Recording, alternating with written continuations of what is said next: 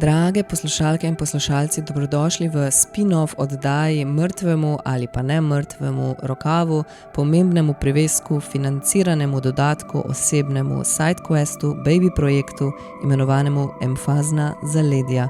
Gre za projekt, ki bo v letu 2025 pokril izbrane umetniške festivale, ki se v Sloveniji odvijajo izven prenasičene prestolnice. Decentralizirana, močna čustvena vznemirjenost zaradi navdušenja nad umetnostjo in neraziskanimi, redno obiskanimi, perifernimi pripetljaji. Vsaka epizoda bo vsebovala kratko predstavitev festivala, pogovor z glavnim kuratorjem ali vodjo ali katerokoli približno odgovorno osebo in pa par kratkih intervjujev z izbranimi / prisotnimi umetnicami in umetniki. Prva epizoda pritiče Ptuju, festival sodobne umetnosti Art Stays, letos že 23.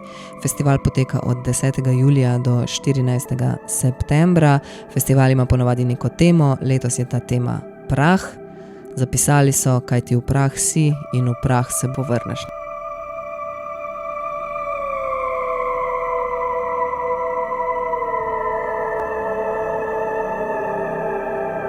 Kamorkoli pridem, najprej pogledam kamnine. Tudi zdaj tukaj, ko sem hodil na grad, sem pozval. When you do Buto, you are not you don't have a name, you don't have a past, you don't have future. It's just empty body as a medium for something else. It's actually gesellschaftlich vereinbart. We made an agreement of how it will be. Time has been homogenized. When space was homogenized, it's also been colonized. In my work, I'm interested to undermine this understanding of a linear time. This piece wanted to meet with visual arts. So we did that. We went with the car to a Hungarian mine and we came back with 100 kilo of beautiful white sand. Od strani imam pa vse odprto, zato da lahko ta prah se spiha, ker to početi v zaprtem prostoru je skoraj nemogoče. Mene še najbolj skrbijo temperature, če bo vroče poletje, zato ker mašine se ne morejo hladiti takrat. Zdaj v skrajnem primeru bo treba po noči delati. Play with this paradox that a work is created by its formal destruction. So it's only happening when it's been destroyed.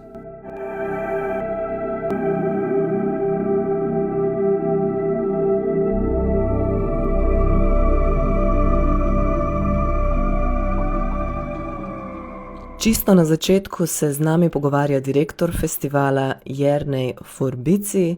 Če začnemo kar pri letošnji temi. Svetopismo, stara zaveza, geneza, 3. poglavje, ne? V potu svojega obraza boš jedel kruh, dokler se ne povrneš v zemljo, kajti iz nje si bil vzet, zares prah si in v prah se povrneš, ne? To je zdaj tudi znotraj PR-ja bila neka komunicirana teza, da je to bil nek istočni stavek, ne? Odkot vseeno ta ideja za letošnjo temo festivala in kako je v bistvu lahko za razliko mogoče od tega izvornega stavka, ki svetopisemsko pogosto napoveduje trpljenje ali pa nek nesmisel življenja, ne? Razumemo na bolj pozitiven ali pa neogrožujoč, bolj cikličen način ali pač. Ja, teme festivale določamo na vsake 4 leta. To je zdaj zadnji v tem ciklusu 4 let, ker smo se dotikali narave, prihodnosti, postprodukcije, prostora in nekako sem delo prav, da zaključimo s to temo. Lahko rečem, da pred 4 leti, ko smo si jo zastavili, je bila ta biblična teza tisti glavni vodilo pri izbiri. Bolj smo se približevali tej ediciji, bolj smo malce temo nekako tudi razširili na prah kot material, ki ga uporabljajo umetniki, pa to povezavo prahu in človeka in zemlje, pač to izhajamo iz prahu in se vrnemo v prah. Smo iskali tudi te odnose človek-zemlja, kaj je sploh naše bivanje tukaj, zelo kratko, ta prah pa ostaja v večnost. Zdelo se mi je ful zanimivo, ker na začetku, ko sem prebrala ta prah, sem si mislila, ok, dobro, pa to je zelo specifična taka tema, kaj pa bo zdaj s tem prahom, je toliko umetnikov res, ki se s tem ukvarja na tak način. Pa sem pa zdaj že z vsemi 4, ko so tukaj bili v gosteh, pa so govorili, se je izkazali, da so ti umetniki čisto nori na kamne in prah, da v bistvu je tega več, kot sem si jaz na začetku drznila misliti. Zdaj, če izhajam iz tukaj, na kakšen način pa v bistvu poteka izbor sodelujočih umetnic in umetnikov, a se jih v bistvu najprej tema, potem sodelujoči umetniki ali obratno, a imate kakšen v glavi tudi kakšne nenapisane kvote? Kot pravim, vsak 4 leta naredimo ta program, tako da tema je že znana, tako da izbiramo umetnike na izbrano temo. Lahko rečem, da je bil letos kar izziv. No. Tudi mi smo nasprotno mislili, da je ogromno umetnikov, ki se ukvarja s to tematiko, ampak jih ni tako veliko. Smo kar iskali, tako da imamo res umetnike iz Južne Afrike, pa iz Argentine, tudi daleč. Nismo hoteli iti v pač to skolj biblično tezo, ko sva rekla, ta stavek, ker je dosti umetnikov, ki se ukvarja s tem morbidnim delom umetnosti, kar nismo hteli napolniti celotnega festivala s tem, ker pač vendar gre za poletni festival in hočemo biti zelo raznoliki. Tako da ja, izbor poteka leto prej že, skozi celo leto, bi rekel, iskanje, sama z tudi direktorico Mariko, veliko potujeva kot umetnika, druživa z galeristi, kustosi in tu zmeraj se z njimi pogovarjava, napoveva, kaj bo in vsakdo nekaj predlaga, na to se pač naredi izbor. Seveda, včasih tudi kdo ne more, ker so pač nekatere dela, ki smo jih izbrali zasedene za kakšno razstavo, tako da tudi kdo odpade iz tega izbora, ampak večino nekako od začetka leta je jasno, kdo bi naj bil, na to pa se začne pač, pod narekovaji borba, da pridemo do teh umetnikov, ker pač zmeraj ni lahko vmes v galerije, muzeji, včasih ateljeji, ki ne odgovarjajo. Ta svet je zelo, bi rekel, včasih zapleten, eni ne želijo, eni so zelo veseli, imajo svoje pogoje, pa tudi mi moramo videti, ker pač smo omejeni seveda tako z budžetom kot z razstavnimi prostori, so tisti, ki so na Ptuju, zasedamo vse, tako da moramo nekako ponuditi drugačne, ki bi si jih mogoče želeli. In prosto začne ta borba in do junija traja nekako ta boj, da dobimo tiste umetnike, ki si res želimo in na to pač uredimo so logistiko in vse, da pripeljemo na Ptuj njih ali njihova dela. Pa imate tudi v mislih recimo, da je neko ravnotežje mogoče med različnimi mediji, tako da niso samo, ne vem, slike ali pa da niso samo instalacije, ampak da gre za neka raznolikost. Zdaj letos recimo dobrodošel tudi recimo ta ples, medtem ko imamo pa ogromno, kar je sicer tudi posredi teme, kamna, kiparstva. Ja, res je, letos malce več kiparstva. Ja, mi smo dali festival sodobne umetnosti, torej nismo nekako omejeni na en medij, nismo video festival ali pa fotografije ali pa ne vem tega, tako da s to temo se nekako poskušamo omejevati. Festival delamo na Ptuju, mislim, da ne bi bilo prav, da delamo samo nek video festival ali pa to. Hočemo biti raznoliki, da ljudem prikažemo čim več možnosti in ja, iščemo neko ravnovesje. Včasih kakšna tema kliče k temu, da bi mogoče bila samo fotografija ali pa samo video, pa vseeno se trudimo, da pokažemo skoraj vse medije. Ples je prisoten že kar nekaj let, vsake nekaj edicije, kakšna stvar, tudi gledališče, tudi film, pa seveda vse te vizualne medije, od fotografije, kiparstva, novih medijev, slikarstva, kiparstva, tako da ja, skušamo zajeti res raznoliko. Pri določenih umetnikih vi izberete konkretne projekte, ki jih želite predstaviti, ali v bistvu potem upoštevate tudi mogoče kakšen input od umetnikov, v primeru, da recimo to delo je zasedeno, to delo je prodano, to delo nočem dati stran od sebe, bi pa predlagal to, ste na tak način pripravljeni za sodelovanje ali ste bolj rigidni glede tega, katero točno delo si želite imeti? Ponavadi začnemo z določenim delom, to bi bilo idealno, ampak če ni na voljo ali pa mogoče je prodano ali pa je že uničeno v tem času, če gre za starejše delo, seveda pustimo odprt dialog. Pravi, da se začne dialog in tudi na podlagi prostora večkrat umetniki mogoče predlagajo kakšno drugo delo glede razstavnih pogojev, tako da smo odprti seveda. Ponavadi umetnike ne zberemo samo zaradi dela, ampak tudi zaradi sporočila in pač vsega. Splošne prakse, ki se nekako ujema verjetno s temo. S temo, tako ja. Ko ste glih omenil prostore, zdaj na kakšen način pa potem te umetnike in njihova dela razporedite po razstaviščih, zdaj nekatera dela sama po sebi kličejo po specifičnem razstavišču, če le takega imate. Kaj pa sicer? In vi ponudite kakšno možnost izbire ali se to vi dogovorite interno, kaj bi najbolj špasali in potem od tega ne odstopate? Čisto odvisno, no. Mi skušamo nekako postaviti razstavo za dele, če bi dobili tiste, ki smo jih idealno izbrali. Če pa pridejo druga, pa so mogoče primerna za kak drug prostor, pa tudi če ima umetnik željo, poskušamo upoštevati seveda. Dominikanski samostan je zelo primeren za kiparske razstave, mogoče tiste bolj z naravnimi materiali, tako da iščemo to. Baročna galerija na Gradu je spet specifični razstavni prostor, kjer vse tudi ne mora skoraj biti, pa tudi vsem umetnikom ni všeč mogoče, da so zraven baročna dela, pa zlato in tako dalje. Ampak se zmeraj nekako trudimo, da najdemo dela, ki dobro sedejo v določen specifičen prostor, pa se tudi trudimo prepričati umetnika, da mi mislimo, da je tako, pa ga prepričamo. Ja, in pa tudi letos recimo določeni umetniki imeli izbor, smo jim dali na voljo ali tukaj ali tam, ne, pa pol sami izberejo, kaj bi jim bilo najboljše. Festival vključuje več kot 13 prizorišč, skupaj še z ulicami pa trgom. Kaj je največji izziv spostaviti in izvesti v bistvu tako obsežen festival vsako leto? Ta izbor umetnikov je velik izziv, ampak je prijetno delo, sigurno. S tem uživamo, ko sestavljamo razstave na papirju. Kar pa je najbolj naporno, bi rekel, bolj stresno je pa seveda ta logistika, pripeljati dela na Ptuj, jih postaviti na razstavišča. Ti dnevi pred, recimo 3-4 tedne pred festivalom so res pestri. Ko rečem, da naši kombi pa vozniki prevozijo celo Evropo, pa tudi bitka za logistiko, recimo z carinami. Dali smo tudi angleškega umetnika, tukaj mislim, da je trajalo več kot 10 dni, da smo sprostili delo iz carine. Brexit se pozna. Ja, tako da to je tisti stresni del. No. Mi nekako planiramo, načrtujemo, da bomo končali na dan otvoritve z vsem, ampak zmeraj še ostane par stvari za urediti za vsak dan, tako da je stresno skoraj do zadnjega dneva festivala. Kolikšna pa ste ekipa, ki zdaj aktivno dela na festivalu? Zdaj, stalna ekipa smo, bi rekel, 3, recimo, ali pa 4. No. Letos imamo tudi eno porodniško, tako da smo 3 iz stalne ekipe, imamo še pa okrog 10 drugih pomočnikov, ki pa se pač menjujejo. Tu gre bolj za tiste, ki asistirajo umetnikom in skrbijo pa da vse normalno poteka med otvoritvami. Kaj pa mogoče še to, zakaj ima festival angleško ime? Ja, to je zanimivo.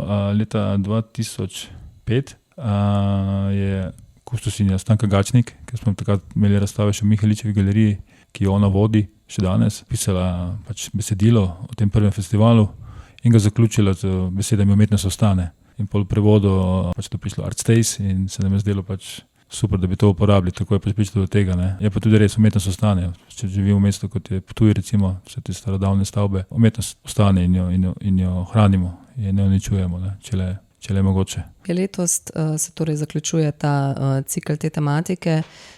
Je že znana tema za naslednjega?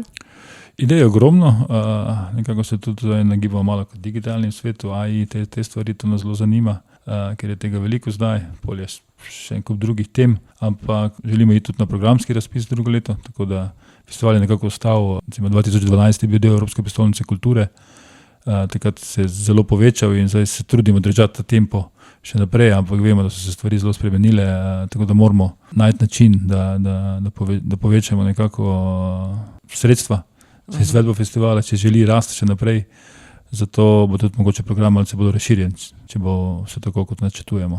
Zdaj verjeten do neke mere je občina temu naklonjena in sodeluje, si predstavljam.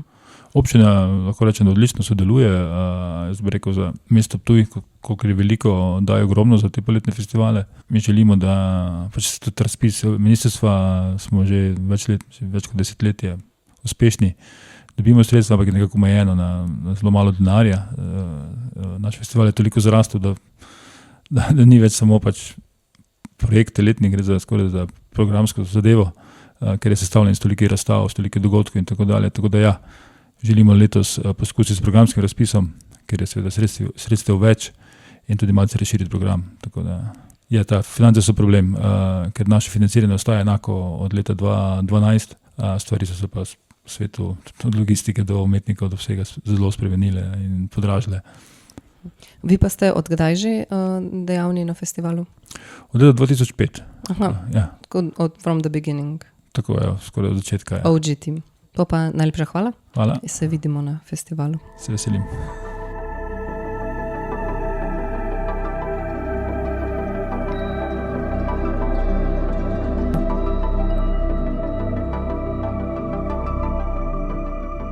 Sledijo 4 krajši pogovori z umetniki. Prvi z nami je kipar Boštjan Kavčič. Boštjan Kavčič je slovenski kipar. Na festivalu se predstavlja serijo skulptur v Dominikanskem samostanu in na Ptujskem gradu. Kot prvo pa je na otvoritveni dan festivala izvedel še performance Daritve, skulpturo imenovano ORG 122 oziroma Impuls za Dravo, ki je bila pred kratkim razstavljena na razstavi Mehka noč v sklopu majskega salona od ZDSLU. No, ta skulptura je bila skozi performance darovana reki Dravi, ampak to je v bistvu le fragment serije impulzov oziroma skulptur, ki so bile namenjene kot darovi rekam. Zdaj ta opus Organizmi nastaja že od leta 2002 in trenutno vključuje najmanj 119 skulptur, to je zdaj ta informacija še iz Pivke.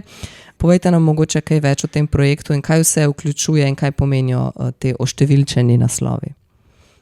Ja, torej zdaj trenutno stanje je celo že 126, tako da je bilo nekaj produkcije tudi letos. Ja, kaj to pomeni? To so zaporedne številke. Jaz sem svoj prvi organizem naredil leta 2002 v kamnolomu Montraker na Hrvaškem, to je pri Vrsarju. In takrat sem v naravi videl svetlobne stebre, kot nebo zemlja in sem začutil, da je to v resnici, kar sem naredil, neke vrste svetlobni steber v kamnu, no. Tako da to je bil prvi in potem sem vsakega samo številčil, no, pač jaz tako štejem. Ne vem, koliko časa bom še štel, no, ampak dokler bom zdrav, pa to si želim čim večjo produkcijo še narediti, no. Je pa to, se pravim, logika je ta povezava nebo zemljo, zdaj ti impulzi grejo pa bolj po horizontali, no, tako da jih pa dajmo v reke zato, da bi pač ta rečni organizem rek jačal, no. Teh skulptur je več, pa nekateri znotraj serije pristanejo na koncu v dejanskih rekah. Nekateri organizmi so horizontalni, večinoma so pa vertikalni, no. To pa po nekem notranjem občutku potem. To gre zelo, tako bom rekel, iracionalno, no, intuitivno delam in potem šele ozaveščam, kaj sem naredil, no. Ni, da bi bil to neki vnaprej določen koncept. Zdaj ta performance včeraj naj bi bil tudi video dokumentiran, a bo to mogoče možnost si kje naknadno pogledati? Ja, imam namen, zdaj nisem imel še časa to zmontirati, ker je bilo preveč intenzivno dogajanje zdaj okrog Art Stays festivala. To jaz skrbno dokumentiram in pač sam obdelam. Namen je, da bom enkrat to predstavil, ne vem pa še kdaj pa kako. Ampak bi enkrat imel to kot v bistvu video projekcije. Kaj pa vam potem pomeni v bistvu še ta aspekt nekega medija performansa v resnici, ne? Ker večinoma delujete, torej kiparstvo bolj analogno, vse skupaj kamen, naravni materiali in to. Zdaj performance pa video dokumentacija, to pa je nek drug aspekt dela. Ja, jaz sem po kiparstvu sem šel študirati nove medije, tako da jaz sem tam tudi študiral, ampak sem tudi takrat delal, ne vem, robote pa take stvari, okrog leta 2002. Potem sem prišel do enega takega zaključka, da je treba te, bom rekel, sisteme non-stop obnavljati oziroma servisirati. Ti robotki so se kvarili in sem v bistvu videl, koliko je že vsa tale, bom rekel, samo ta, kaj pravi, da je digitalizacija, da je to prehod na neko ekološkost. Jaz tako iz prakse vidim, da v resnici je zelo požrešen sistem, no, da vse to laufa, vsi ti serverji, pa da se sploh sproducira, to je v bistvu veliko breme, no, za naravo, no. Ni tako ekološko, kakor nam skušajo prikazati, no. Tako da jaz sem šel iz tega potem, iz te izkušnje potem zapisovati v kamen. Tako da zdaj, kar imam pa izkušen in jaz sem tudi delal videomontažo kot 10 let, no, kot bom rekel, sem se profesionalno s tem ukvarjal, da imam to znanje. Meni ni smiselno, da bi tukaj iskal neko novo formo v digitalnem svetu, ampak uporabljam to kot zapis, pa kot ozaveščanje, pa mogoče nekako na tem nivoju komuniciram, pa mogoče dobim kakšne potencialne nove sodelavce, novi prostori se odpirajo. Bolj v smislu to nekega marketinga, mreženja. Ni mi pomembno zdaj, vsaj za enkrat, ko mislim, se bom videl, ko bom začel to montirati, ne. Mogoče mene bolj zanima, ne zgolj zdaj kot to, da je sem posnetek, ampak mogoče tisti proces daritve, mogoče bom to malo bolj upočasnil, da bo malo bolj tak meditativno dejanje, no, da se bo videlo, ne, mene fascinira, kako kamen, ko prodre v vodo, pa potem kako izgine pod vodo. Pa mogoče me zanima bolj to v tem smislu, da bom samo neke segmente kazal. Ni mi še jasno, to bom takrat oblikoval, ko bom začel pač montirati, pa imel malo širši pregled. Ker to sem v bistvu že delal dol, Črna Gora, Srbija, v Grčiji, tako da jih imam že kar nekaj darovanih, pa tu pri nas tudi. Potem so v bistvu te kamni položeni v reko in tam kaj? Ostanejo? Ja, upajmo. Tako. Ker v bistvu gre za nek moment javne plastike, torej samo da je nekoliko manjšega formata in nevidna. Jaz sem imel zdaj, ko je bil v sklopu Go 25, ko sem delal impuls za reko Sočo, je bilo to mišljeno. To gre za 5-tonski kos, ne? Na originalno je bil kubus iz kamnoloma 7-tonski, da bi ga postavili v samo reko, ne?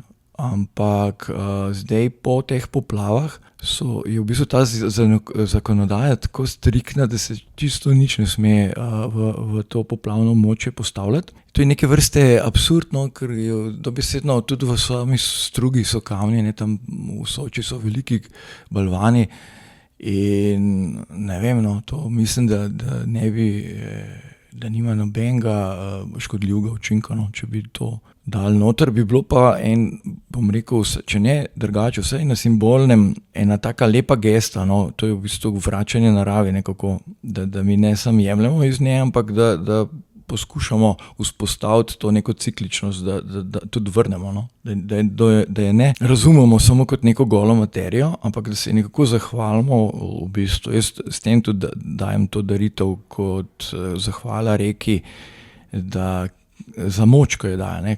Če ne bi bilo rek, sploh ne bi življenja, ne?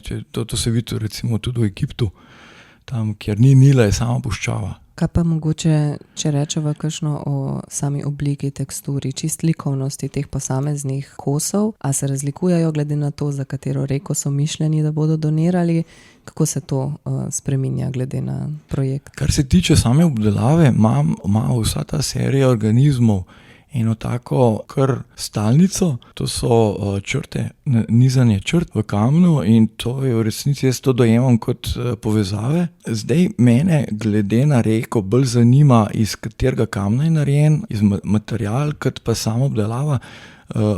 Mi je pa smiselno to, smisel tega je, da ima ta organizem, da je sam na sebi pretočen, čim bolj pretočen. Zato nizam te črtice, da bi neke povezave, pletel kaj en pajkec. Po drugi strani mi je pa ta sam material nekako, recimo v Črni Gori sem kar iz lokalnih kamnov, nek kipar se je pojavil na simpoziju, na katerem sem sodeloval in imel slučajno rečne prodnike iz Lima, to je reka na meji z Srbijo in Albanijo. In meni se je tako čez noč, takoj, ko sem zagledal prodnik, sem ga na žicu, da mi ga enega nekako sva zbarantala, da mi je dal en prodnik in sem potem pač ga malo oblikoval, ne, ampak ne dost, ker sem ga že tako izbral, da mi je bil zanimive oblike, malo sem ga še pač v tej moje maniri in potem sem se, ko sem imel prost dan, en dan sem imel prost, sem se usedel na avtobus in sem potem cel dan vozil čez Črno Goro, v tam, kjer je jezero, ne, to Plavsko jezero.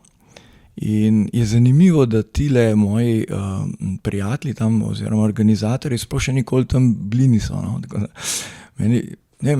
Meni pa to, ne vem kako bi rekel, kot ena taka misija, no, in se res dam vse od sebe, no, da to, če se mi pojavi neka ideja, da jo potem tudi realiziram. Pa ste kamen nesel sabo? Ja. V ruzaku? Ja, v ruzaku, ja. Ampak recimo se mi zdi, da je tudi tako čisto vizualno pri vaših delih ta taktilnost pride tako avtomatsko malo do izraza. Kako pa potem to približati nekako obiskovalcem? Ne vem, a se lahko kamna dotikamo, vam je to blizu, da je kamen kot umetniško delo in skulptura in ampak vseeno kot nek organizem nekaj, s čimer lahko fizično rokujemo. Ja, jaz v bistvu spodbujam, no, da se dotika, tudi delam določene interaktivne analogne kose. Ne. To je prav takrat, ko sem razvijal te robotke na senzorja, ne, mi je bila že ta interaktivnost v bistvu pomembna in zdaj sem jo samo prenesel na ta analogni način. Tako da zdaj tudi tukaj v dominikanskem samostanu je en kos, ki se imenuje Memento Mori. Gre za kamenito peščeno uro, postavljeno na lesenem takem stojalu oziroma podstavku.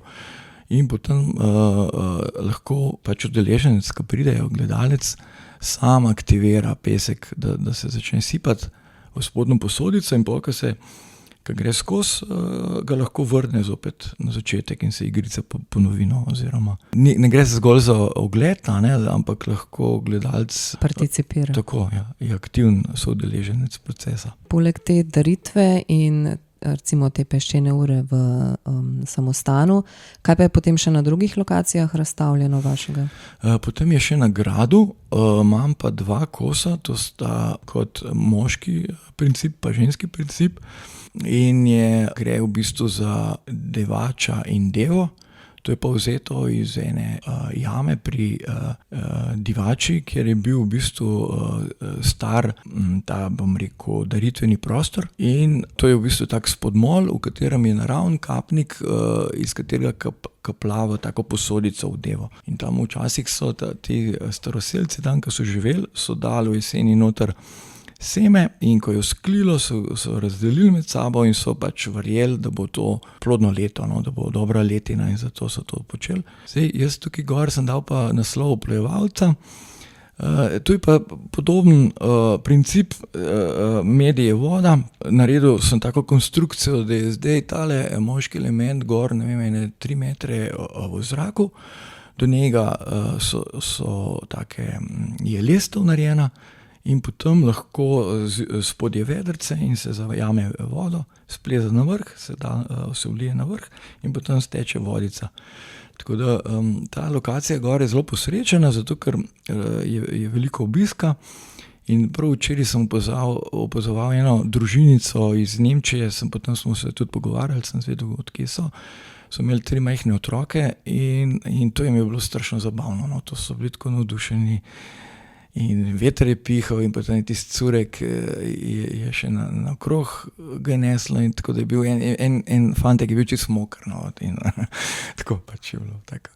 In to meni veliko pomeni, to eno tako navdušenje, da ga nekako približa, da ga ljudje razumejo, to mi je všeč. Se mi zdi, da pri kiparstvu še posebej iz kamna, da je to ne nujno lažje, ampak da kamen kar tako malo kliče potem, ker sem že enkrat snemala eno epizodo z eno kiparko, ki tudi dela v kamnu. Smo šli skupaj po delavnici, pa je bilo tako, naprim to, potipi to, glej razliko, glej ta marmor, glej to, ne. In je zelo sam po sebi taktilen, mogoče tudi zato, ker imamo občutek, da ga ne moramo kar tako na hitro uničiti, da je sam topu, čeprav je hladen, ampak je topu material na nek način. Ne. Ja, se je odvisen, zdaj, če sonce sije na njega, ne, te lahko gre še potem, ko že sonce zaide, ne, ima eno sposobnost absorpcije, tako hladu kot topline.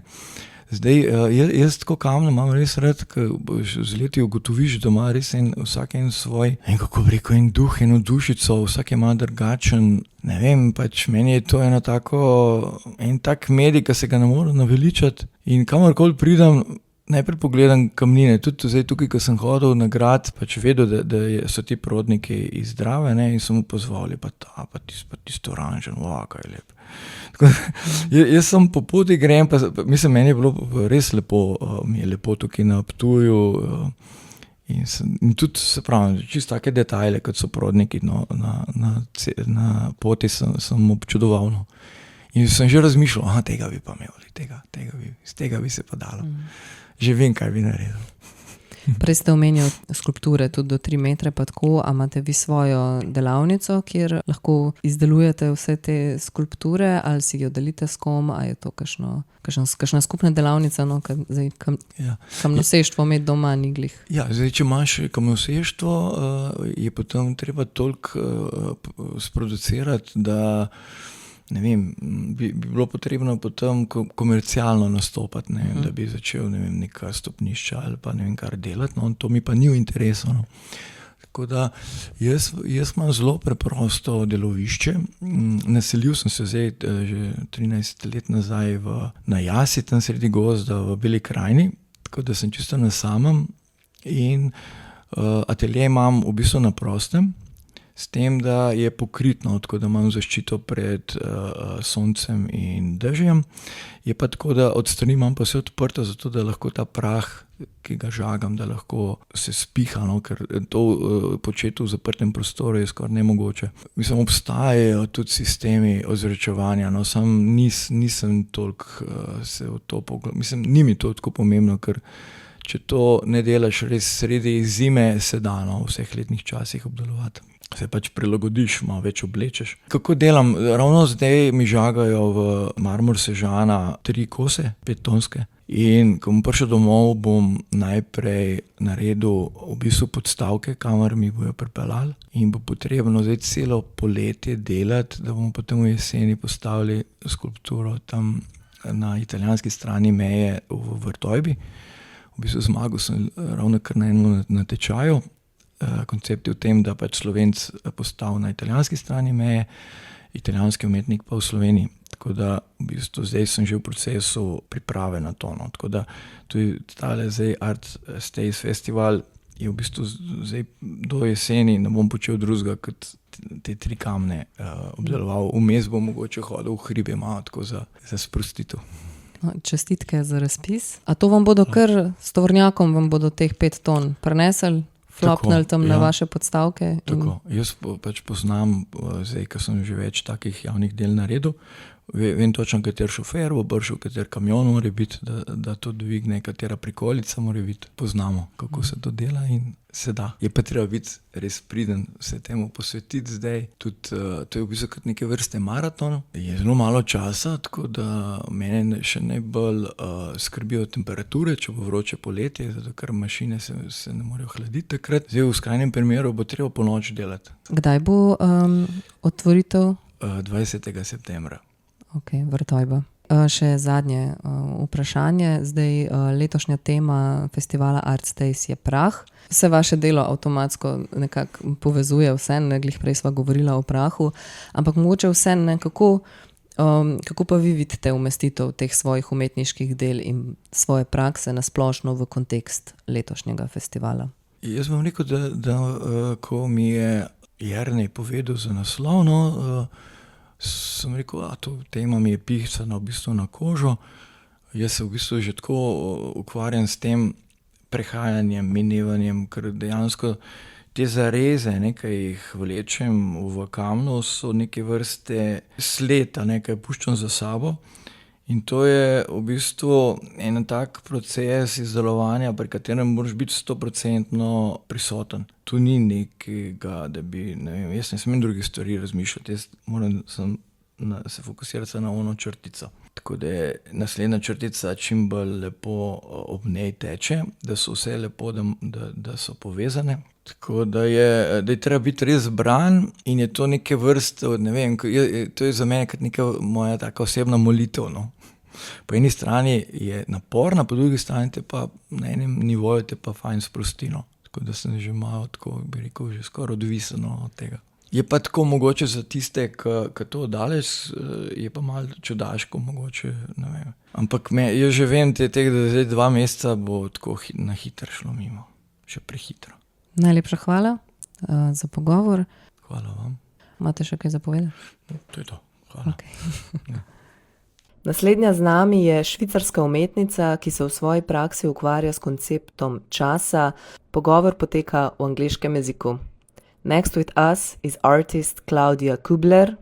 Claudia Kűbler is a Swiss artist currently participating in the Art Stays Festival, where she is presenting her installation Regolith 2 at the Michelic Gallery. This project engages with the theme of geomorphic processes, while her broader artistic practice is rooted in the inquiry into time.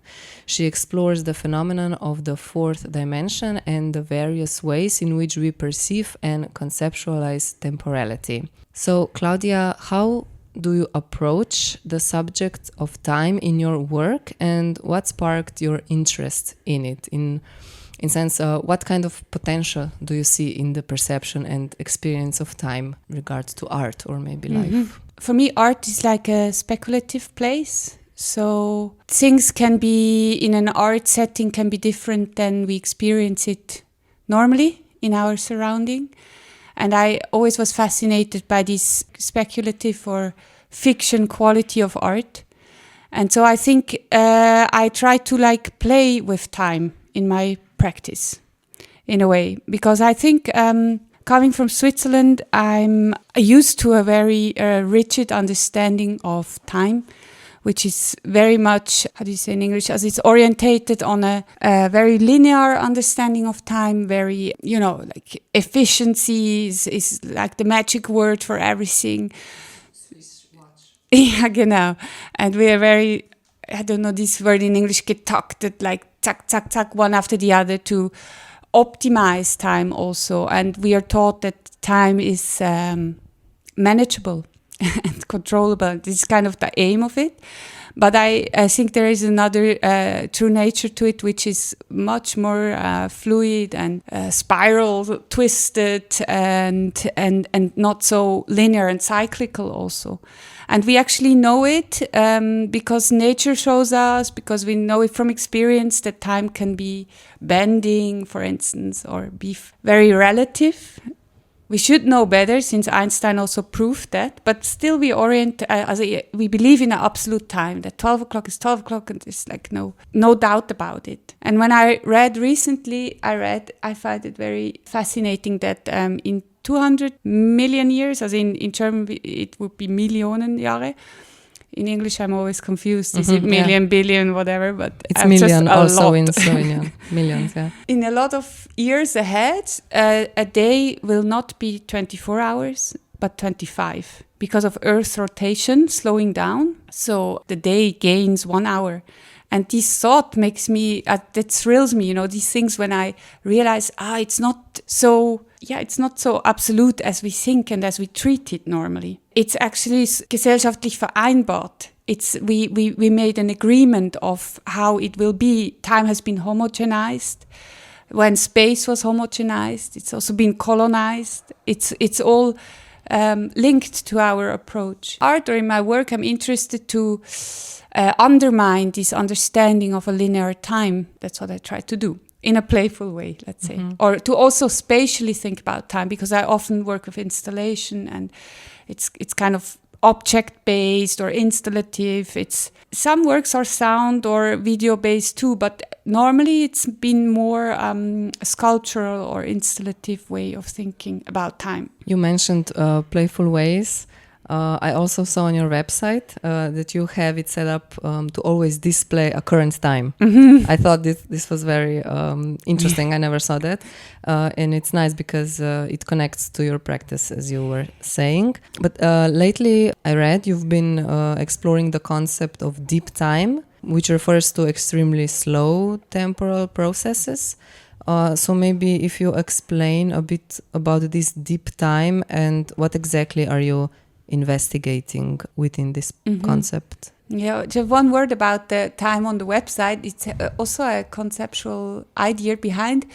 So it shows time because actually it's connected to local time. Yeah, I was wondering if I would open this in Japan. Yeah, it would show local Japanese time. And it's also, the website has the function that it is dawning in the evening and in the morning. So it was the idea because internet is a place of permanent illumination. It's always bright. It's 24/7 logic. It's like always on. And I thought it's interesting to add this more periodic natural time of day and night. So the website is becoming black, the background, and then like the font changes to white, so it's like you switch on the lights, and so it has a night-day shifts, my website. Genau. And the other thing you mentioned about deep time, I also don't really know why I'm so fascinated by geology, but I think it comes partly also from childhood. I've always been a stone collector and always been interested in this kind of dusty subject of geology. I don't really know why, but I'm just attracted to the mineral world, I think. And also because it has a presence in Switzerland, obviously we have a lot of mountains nearby. And I think also that's something that it was not a conscious choice, like saying, okay, I'm Swiss, what is the things I have around and I work with that. But I think subconsciously it has an influence that on one hand, I'm living in Zurich, and it's a very, as we discussed before, in this time logic of neoliberalism, it's very efficient and economically thought and treated the daytime. I'm a bit in this logic, kind of surrounded, but at the same time, you go just like 1 hour out of Zurich, you're in this presence of the mountains, and they tell you another story about time, or it makes you feel different immediately. And I can see that with everybody, it has an effect. And I think it's not just because it's beautiful scenery. You know, you could also say that for the seaside, no? It's like just beautiful scenery. But I think it has also to do with the scale. That big entities like the sea or a mountain, they relativize things or proportions. Like they put our scale somehow into a different scale. It's maybe the same effect when we look at the stars and we think, whoa, that's really far away in time and space. And for me, it's also a way to engage with the mountains through geology, because I think it's difficult to engage with mountains or nature to not fall in this romantic trap, to just depicting the beauty. Yes. That I'm not so interested, but I'm interested in these processes that lay underneath all these forces and movements in the end, and natural forces, physical forces that are present on our planet and that shape our daily lives in the end. To name it like gravity, or, I work with gravity often, or rotation as the force of rotation, or things like that. So now if we return to this project that is in Mihelic Gallery, your work is titled Regolith 2.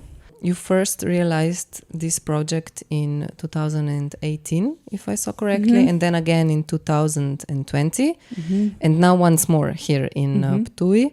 Regolith is the layer of rock fragments that covers the exposed surfaces on airless celestial bodies, such as Moon and Mercury and asteroids. And it's usually formed through repeated impact that break and pulverize the rock, so creating craters and other landforms. And in your project, you actually cover the floor of the room with plaster that is colored in black in this case now. And then people walk over it. And when they walk over it, it cracks, breaks, and transforms. So in a way, actually, visitors perform the piece in a way. They illustrate this accelerated geological process. Exactly.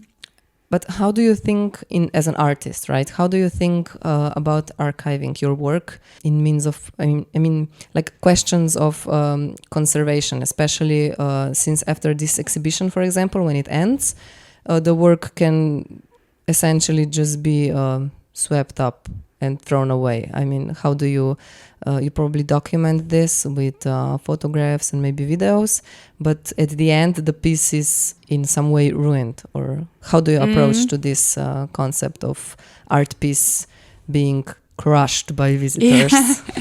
I find that a very interesting question, and it was also the crucial question for me when I started. As you said, it's a series, it's of breaking floors. They have variations where I tried a bit different material or surfaces, but the principle is kind of similar. Always it's a breaking floor, and in this case it can really pulverize because it's very thin plaster, and depending how you walk on it and with which shoes, but it can become very small. And I think I was interested in this question now also, when is art? Not only what is art, but when, because I realized that we have a lot still this conception that art is something that's somehow forever, or that it outlives our own lives and, other we can look at art from very ancient art still, and it's something beautiful. And still, I think this conception of that art lives forever is also wrong, because it was a funny incident when I was studying in Geneva. There was a restaurator, who restores paintings and stuff. And he showed us a dia the slideshow with all the things that can happen to painting when you don't use the right materials. And it was a bit like, to prevent it, we should not buy just the shitty things, but really invest and buy good materials so that the other people like him have a more easy life later. And then I realized, oh my God, that's so much work to maintain a certain condition of art. It's in a way like, against the nature of the materials to decay and transform, etc. And then, somehow I thought it's an interesting question, this, when is actually the moment of art, and to play with it or to investigate it. And I'm also not sure, because in a way, the art piece, as in the case of Regolith, the black version that you're going to see, I think the best moment of it is very much in the beginning, when it cracks and you have only few lines and it becomes like a drawing. But then it becomes more this dust, as it transforms more into this dust. And in the end, it's maybe just limited by the exhibition duration. That kind of defines when it is.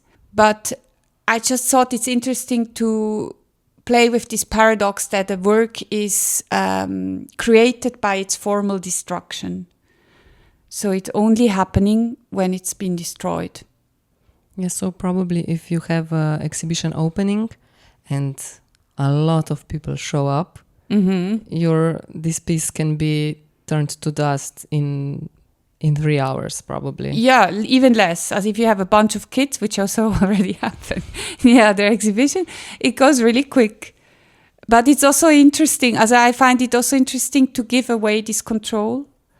Of it's not me controlling the piece anymore, and still I think it's the spectators, they kind of activate it. It's scripted. I mean, it's still an idea what should happen with it, and it happens through visiting it. But I still also have no control, and I find it interesting also to see what happens with me. Some of this work were very laborious to do. Like in another kind of breaking floor piece, I did manually like thousands of small tiles in clay. And then it's true that you have so much labor and work, and it's been transformed so quickly, let's say transformed and not destroyed. And that's also something where it's about letting go. But I think it's interesting because, when you see, it's unusual to see art piece breaking, but to see a stone breaking is not, then we are not sad when we are on the beach. It's not like, oh, look at all these destroyed stones. It's just the beach. No, it changes its physical state. So I want to go into this cycle of stones, idea that the stones, they transform from one state to the other, and it's also like a life cycle, and it's not just the end. It's not linear. And coming back also, like in more late works, I try to not have a big pile of trash in the end. So I also reuse the fragments, for instance, of Regolith 2. I reused in other sculptures, like I poured it with gips again and made objects that are inspired by clocks. The work is been taken further.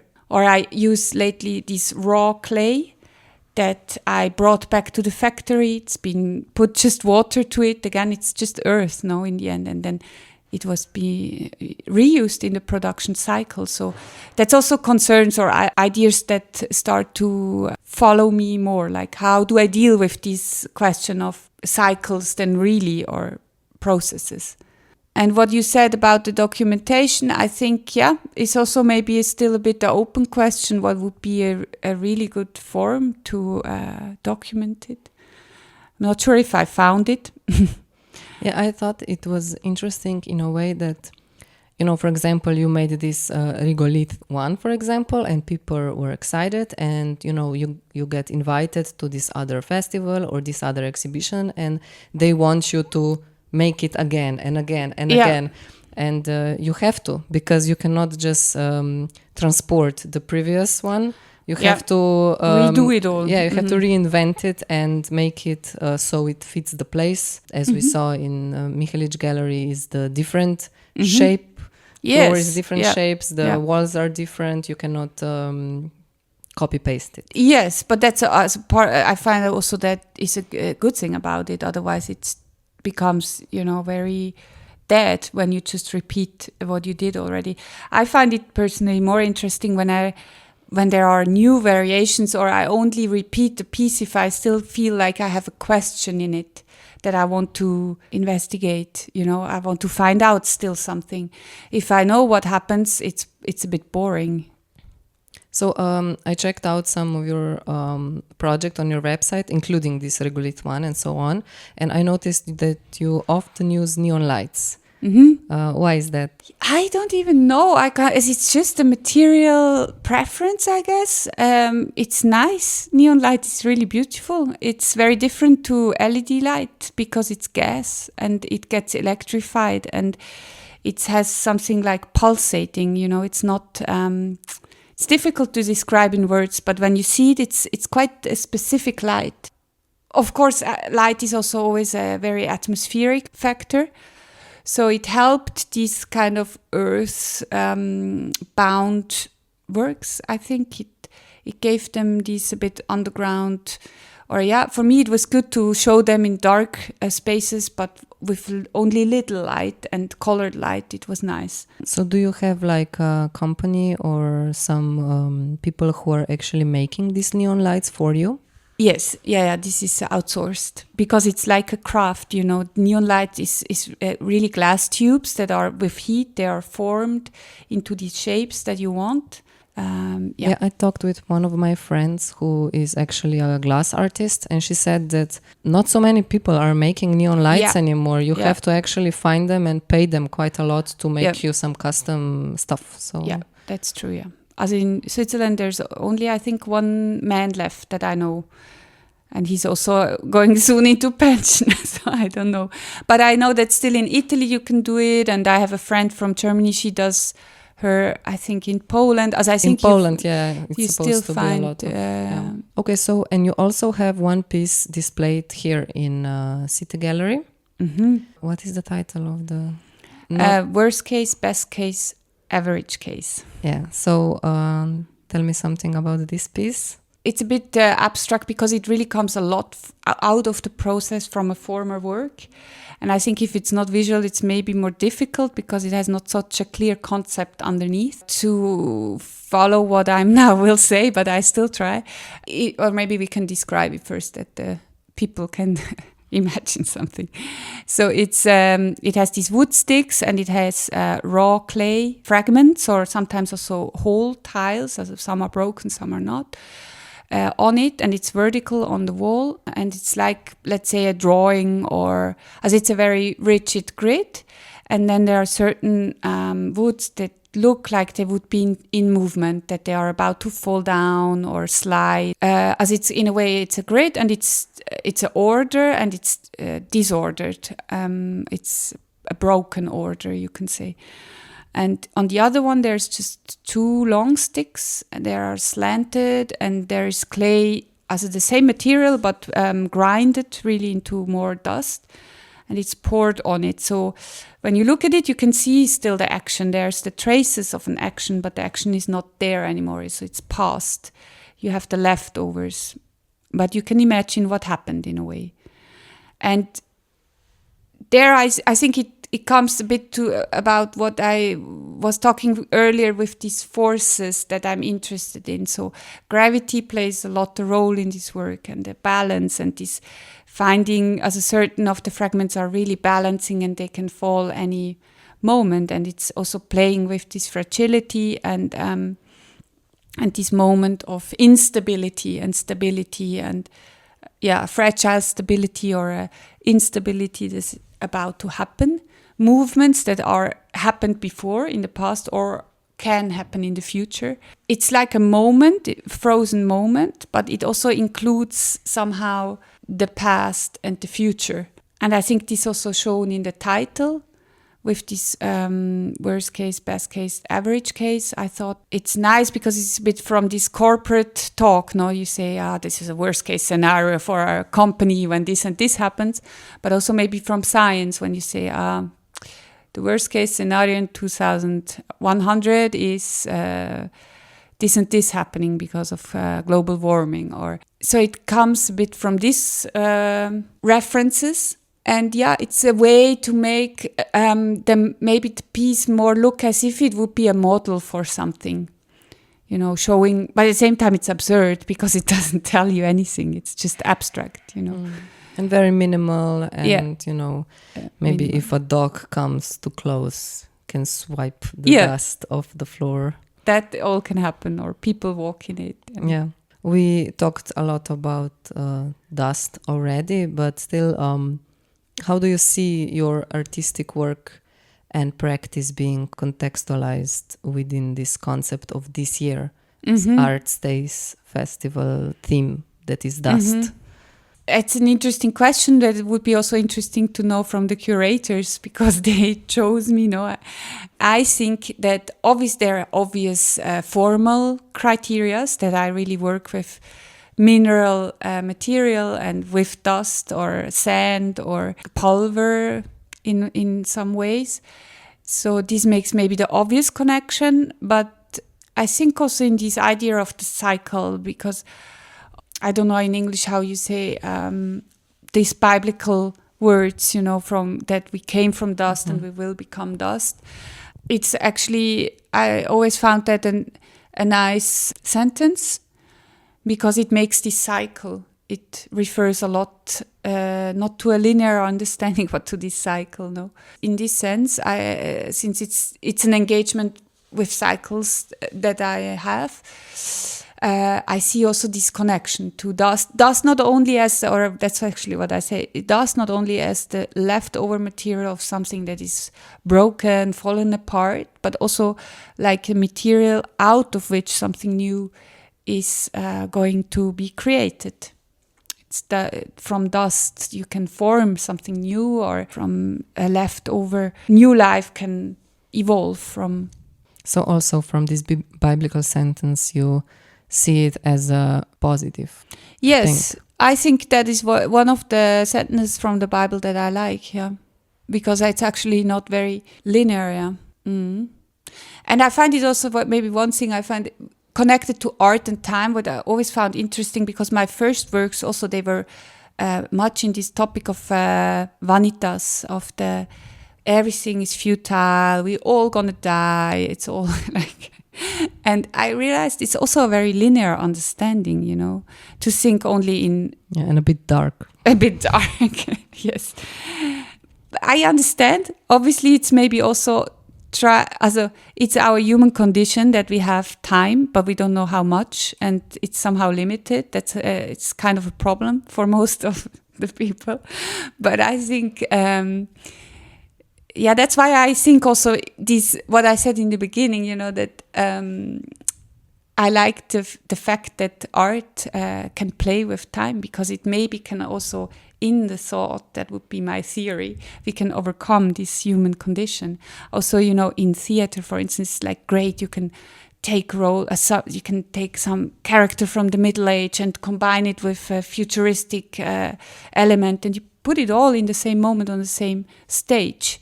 Or in literature, the same, no? You can combine times, you can make time travel, and you can really play with it. And maybe it's kind of to relax from this actual quite sober fact that our time is limited and it's running.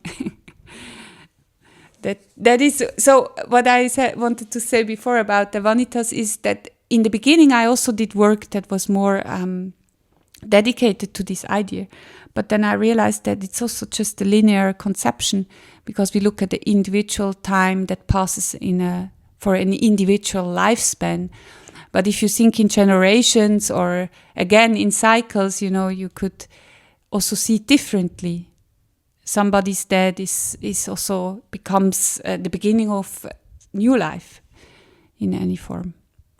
For the maybe for people that got curious, I can say that one line in my work would also be that I play with the object of clocks, and I try to create alternative clocks. So they somehow take things from clocks, and but they are also been made absurd, or they are also been abstracted or so. So when you're visiting the website, there can also be something you can look or try to discover where there are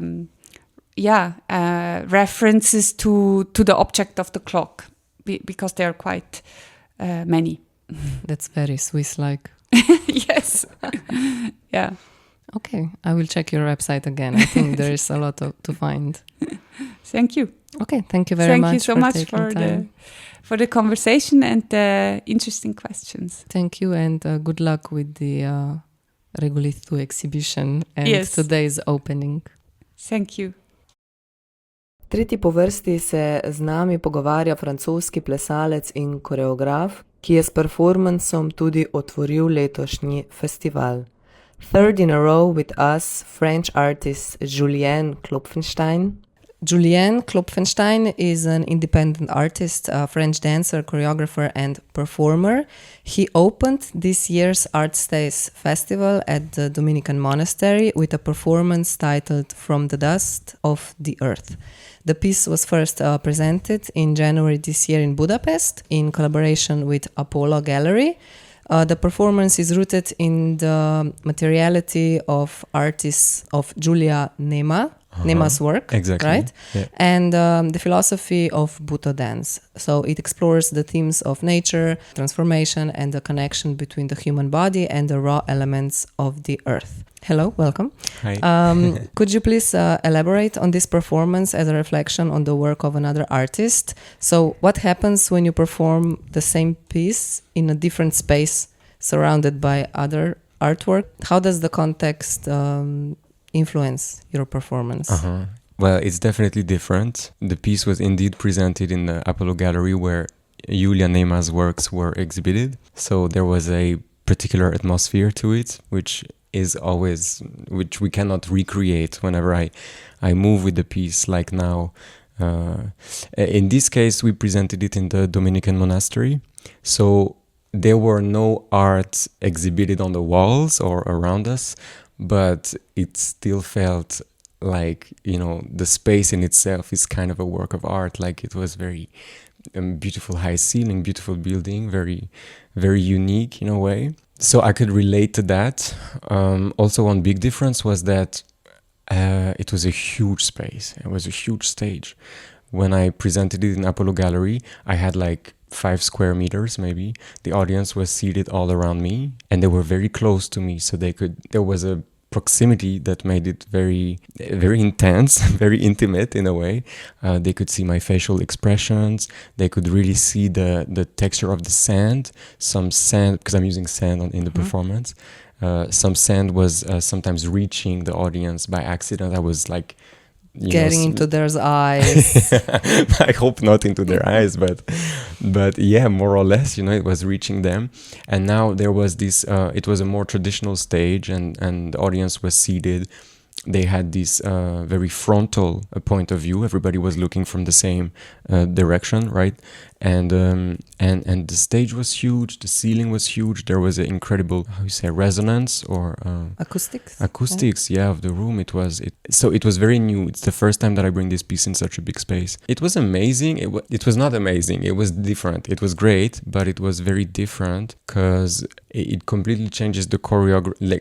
The audience and their point of view of the dance completely changes. Like the fact that they were all seated in front of me was like all of a sudden everything that's behind me is less important. I don't like to say that, but it completely changes it's not three-dimensional anymore, but very focus is elsewhere. The focus is elsewhere, exactly. Yeah. You have to project a lot, all the facial expressions, the very fine facial expressions that were very visible in a gallery or in a smaller space. Now I had to push out a little bit more, if I may say it this way. Everything had to be a bit exaggerated or a bit bigger. So in a way it was nice because it was like an expanded version of the choreography. Everything was a bit stretched.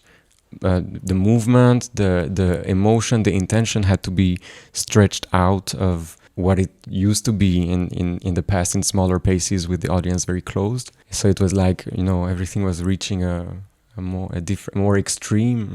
Like in a theater. Like in a theater, yeah. It's interesting because I haven't danced in a theater for so long. Like my work is little by little going into more alternative spaces, so this was actually kind of a comeback for me to a more traditional space, but it felt nice. It felt great. So was the performance choreographed? Is the choreography fixed, or did you also improvise? And as you said, you have to do it differently this time, right? Yeah. Not only because of that, but also because it was inspired by Buto, right? Most of it is improvised, but it's not completely free improvisation. Like the first 20 minutes it's a 25 minutes piece. The first 20 minutes of it is, the movement is improvised, but of course there's a structure that I'm following and some main themes that I'm sticking to.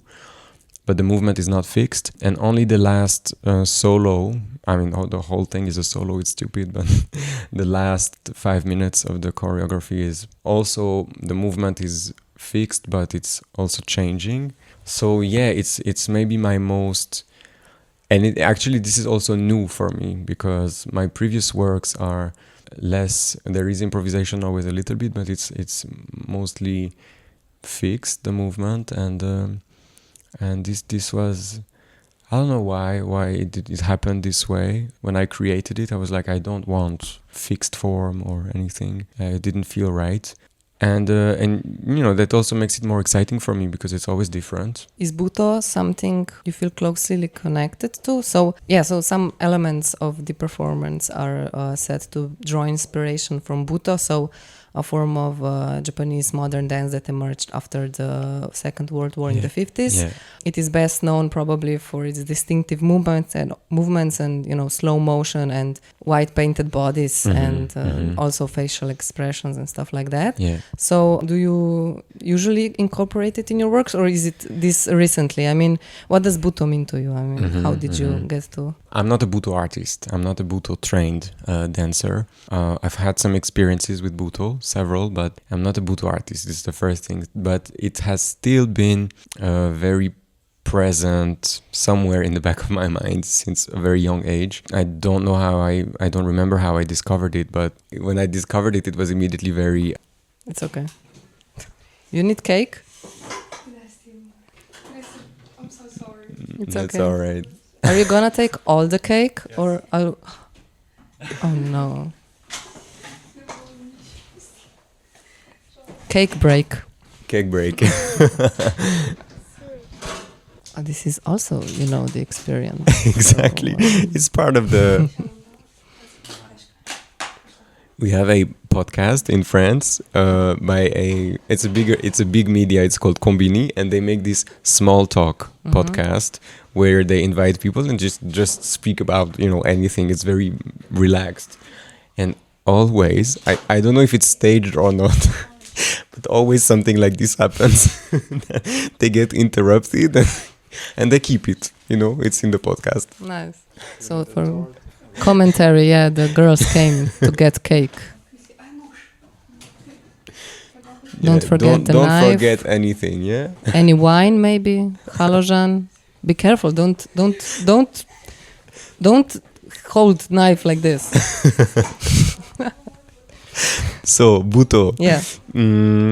Always in the back of your mind. Yeah, it's always in the back of my mind. I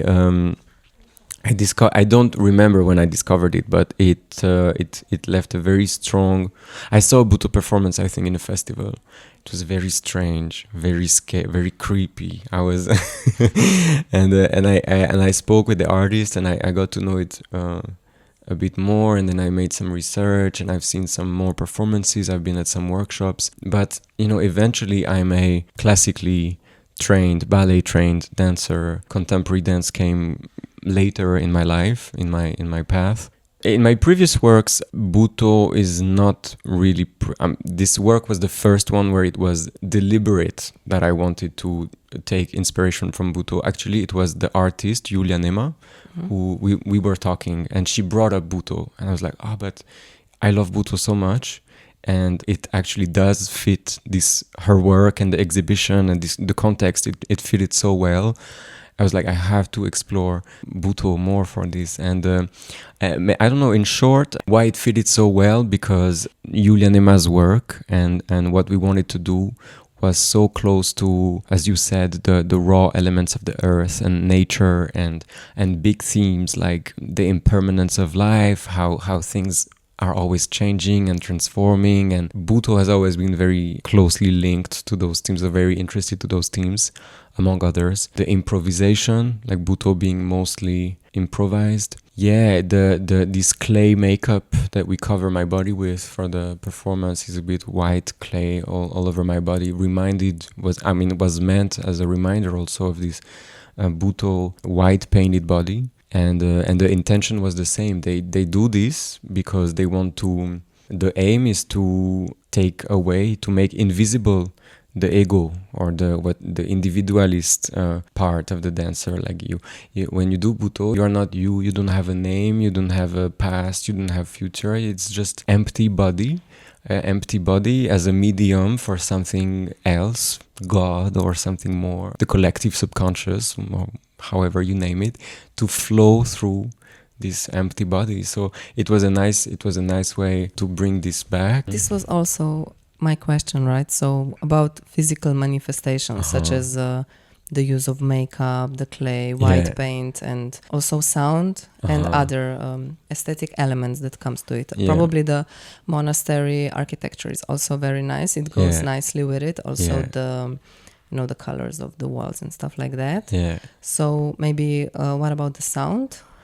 Yeah, it came very early in the process. I mean, I wanted to show the way the body, or we as humans, cannot be disconnected of nature, which is something, it's in conflict with our societies nowadays. We are stepping further and further away from nature and the natural cycles of life. And so we really wanted to go back to this proximity between the humans and nature. And we thought the nice way to do this was to start with a very raw natural element. It was sand because Julianema is a ceramic artist, so she works with a lot of earth, sand, clay, and she sources them herself, so she goes there and she chooses her clay or her stones or her sand, and then she works with it.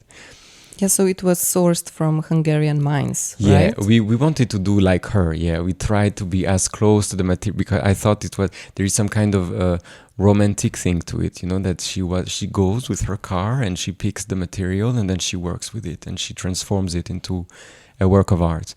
So we did that. We went with the car to a Hungarian mine and we chose beautiful from, there were a lot of choice, and okay, this is it, and we picked it and we came back with 100 kilo of beautiful white sand. And the idea was to start with the sand being sprayed there on the floor, spread out in a space where nature is quite absent. Usually, a theater or a gallery usually are very clean, also the monastery very beautiful, but sterile, very white, very sterile, right? Is okay. Sometimes we bring in a plant to make it but we really wanted this almost dirty, what happened here? Why is there a pile of sand there? And we wanted the body to kind of melt in, like a kind of chameleon or lizard who you when they are in the sand, you cannot see them unless they move because they are almost the same color.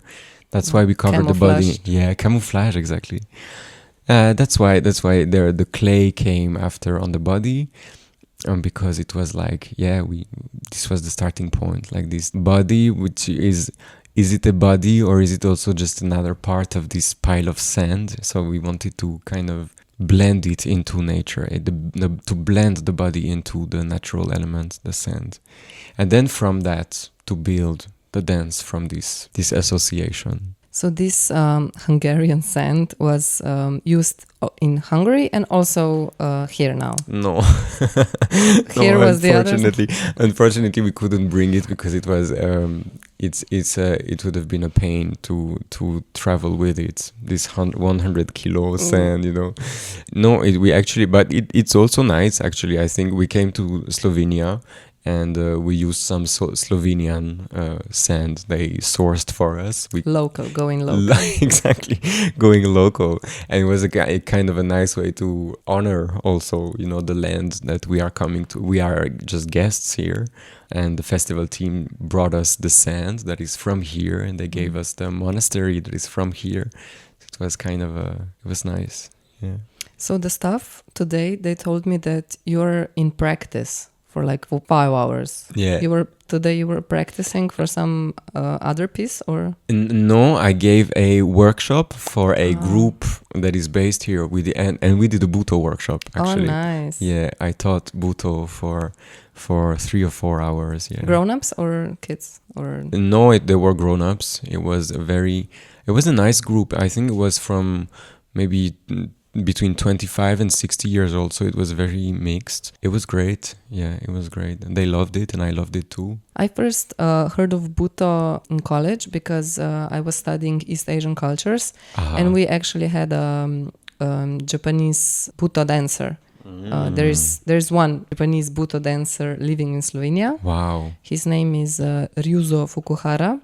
Okay. And he actually we had side subjects for extra credits and you could choose Buto. And that's why, and I chose Buto. And you chose Buto, of course. So yeah, I did Buto for a while.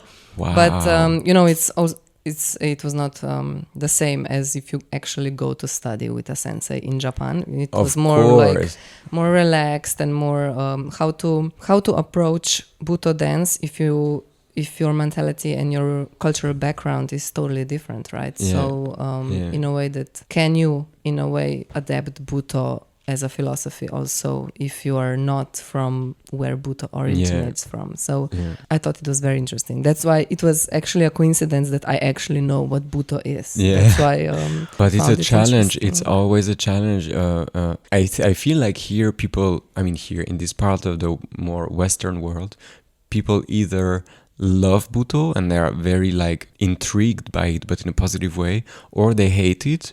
And I think that's the amazing thing about Buto, that it goes against everything that we learned in our Western societies, you know, it challenges, and in dance, but in life in general as well, you know, with this slowness and very deep listening and trying to get rid of the ego as well, and reduced body or old body. I've seen some amazing Buto performances with 80 years, 90 years old dancers. In Buto they don't try to hide it. They try to go there, you know. It's fantastic, and that for me that was the thing that was very, very interesting immediately. And yeah, I think we have a lot to learn about Buto as a people, as a society. It has a lot to bring to us, in a way. You know, I tend to think, yeah, we are not, because I also didn't learn Buto there, you know, in a much more formal way. But I think it's even better that we are not bathing in Japanese culture to learn Buto, because then it really brings us something. It really brings us something that is from an outer world, you know, we have it has so much to give to us that maybe I don't know what I'm saying about this, but maybe those concepts would be less conflicting. Yeah, because it's more natural. Exactly. Exactly. What was the reactions from yesterday's performance? It was very well received. I think, people really liked it. People were impressed. This is the thing about abstract art. You know, what I do is very abstract. I don't know. It has some abstraction to it. There is no narration, or it's not very clear. Also, the fact that it's improvised, it always brings up a lot of different things in the audience. So, you know, I do the performance and then I speak with people and they all see something very different, and the emotions that brought up a different. Some woman comes to me, oh, I was crying. Somebody else comes with a big smile. You know, it's like, for me it meant that, for someone else it meant completely different. And I love that everybody comes with their own interpretation of what they saw, which is also different from what I feel when I do, or what is my intention when I dance. But it always amazes me. And what is your intention? It's a good question. It's a good question. But this piece for me, I don't know. I really have. I'm a quite spiritual person, and in this piece, I really somehow there's something about God. There's something very. No, I don't want to say like maybe not God, but there's something very divine or very spiritual about it that it's ironic that it was in a monastery actually, because it has this very. It was perfect in a way for it. For me, it's a deep reflection about very basic themes of our human life and human nature, and how we rise at the early stages of our life into, you know, adulthood and just life, you know. And it's about loss and desire and death and then what's after death also, our connection to something much, much bigger than all that. It might sound a bit vague, but there is something it's very basic to it for me. Those are the things that I try to focus on when I dance. But then it's not really, I don't really have an intention, actually. I stick to, and this is again a principle of Buto, you know, they have this state of the transparent body or the empty body. I try to not have an intention. I have my choreography, I have my structures, I know that in this moment I should be there, in this moment I should be there, and then in between I just let anything come up, whatever needs to come up, but somehow it always circles back to those themes, yeah. You know, birth and death and longing and loss. Yeah, I think it's interesting because this festival, right, is mostly visual art. Yeah. And people also come here to see visual art, usually, you know, like sculptures, sometimes installations, paintings and so on. Yeah. And then audience for visual art is not always the same audience that is fond of dance performances. Yeah. So I think it's a good decision to put some dance performances in this festival, because some genre rarely cross each other somehow. Yeah. And that's true. Maybe we are ready to watch a 20-minute video of boat sailing, but when we are watching an actual person performing, dancing, being intense, covered in dust, like throwing themselves around, it's different. And I think it's very nice to incorporate it in this festival. So this year's festival theme is dust. That is actually quite, you know, it goes well with your performances. But I still wanted to ask you, how do you see that your practice is somehow incorporated in this year's theme? I was also very happy to see my work, the dance work, being scheduled in this contemporary art festival. I think what you said about the different mediums rarely meeting is very true. And it's great because this is what we tried to do when we created this piece. We tried to create a dance piece in relation to a visual art exhibition with sculptures and paintings. I mean, not really paintings, but Julien also has some more like framed works. So that was our goal. So it's a pleasure to be invited in a contemporary art festival with this dance piece in particular, because this piece wanted to meet with visual arts. So I think this is the first reason why it was perfect in a way.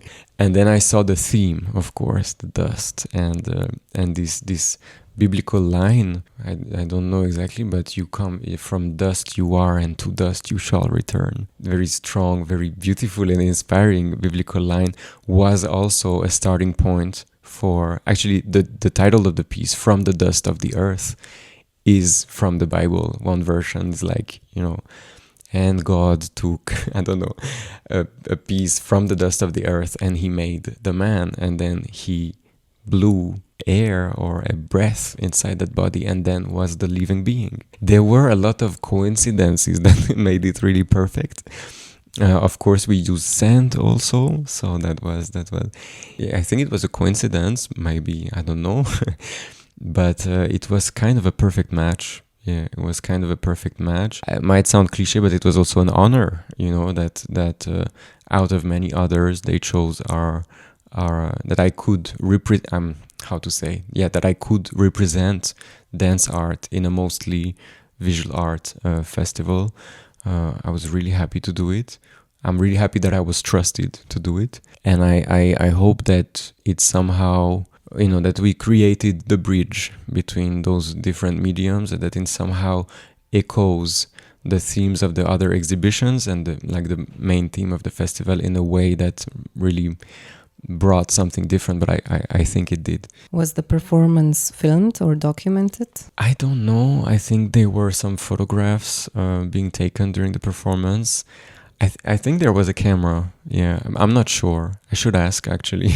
Because this is always a thing, right? So if you perform something, how to document and archive it, maybe. Yeah. So maybe you can, show it to someone else, or maybe you can send it to other applications or stuff like that. So I have it. Yeah, I have a recording of the one from the gallery, but here in the monastery, actually it would have been great because Apollo Gallery recording in Budapest, it really shows a gallery work. I don't know, and this would be more as this version was very different in that it was on a stage. So this is something that we could send to theaters but I think it was recorded. Hopefully, we'll see. I should ask. Thanks for asking. So thank you very much for coming and answering my questions. Thank you too. Še zadnja v pilotnih emfaznih zaledjih južnoafriška umetnica, ki je raziskovala pozabljena grobišča kot posledice apartheida. Last but not least with us, artist Talya Lubinsky. Talya Lubinsky is an artist from Johannesburg, currently living in Berlin. In her work, she explores both the poetic and physical qualities of basic materials, using them to connect and reflect on different places and periods of time. At the Art Stays Festival, she is presenting a work titled Marble Dust from 2020. In this piece, she creates new traces from decaying sheets of paper. The elemental material at the heart of the project is paper, specifically old documents and records found in still functioning cemetery offices in the city of Mamelodi, South Africa. You said something about the elemental material of paper. It's actually stone. The work is made out of stone. Mm-hmm. Marble, right? Marble. Mm-hmm.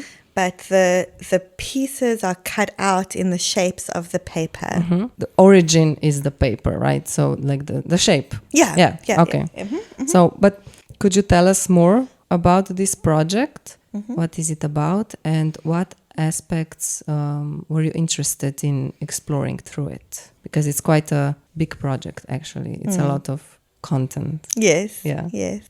So the project, I actually started the research in 2018, and it was following a process that was happening in South Africa, which was led by a group called the Missing Persons Task Team. They were a government-funded, government-led group, which is tasked with finding the bodies of people who died under political circumstances during apartheid. So they came about as one of the recommendations from the Truth and Reconciliation Commission, which was a process that happened after the end of apartheid as a way of trying to bring about or to understand the violence of that history that had been before, and try and kind of, as the name suggests, make reconciliation to make a kind of a more just society. That process has been quite criticized for different reasons, but that's too long to go into for this interview. But according to that process, this group was exhuming the bodies of political prisoners who had been killed under the apartheid regime. Their bodies were buried in the cemetery in Mamelodi, which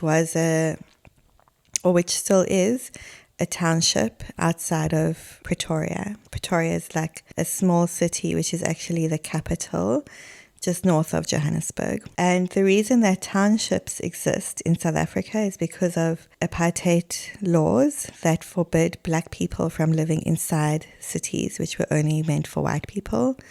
But because the economy relied on black laborers to work in the cities, there were places that they were called informal settlements that were built by black people so that they could live outside of the city but be close enough to get to work every day. And this is still a very common spatial dynamic in South Africa till today.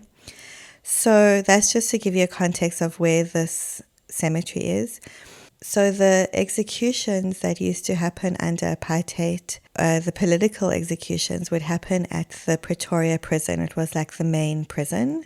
And because the people who they were executing in this case were black men, they were buried in the cemetery in Mamelodi because that was designated as the black cemetery, the place where black people would be buried. So you can see how the whole society was completely, separated along racial lines, including burial. So in the cemetery, it's actually just a normal cemetery with, where people are buried with headstones, where you have funerals, just like any other normal cemetery. But there was one particular section where the bodies of the political prisoners who were executed, where they were buried. In that particular part of the cemetery, there was no headstones. There was no gravestones to mark their graves. And so the process that I was describing at the beginning was a process of exhuming the bodies that had been buried there and returning the remains to the families of the deceased. And this was happening about 60 years after they had been killed, because most of them were buried in the early 1960s. So a lot of the time depending on the placement of the burial and different elements to do with the soil, sometimes the bones had been so extremely disintegrated that there wasn't much left to really give to the families.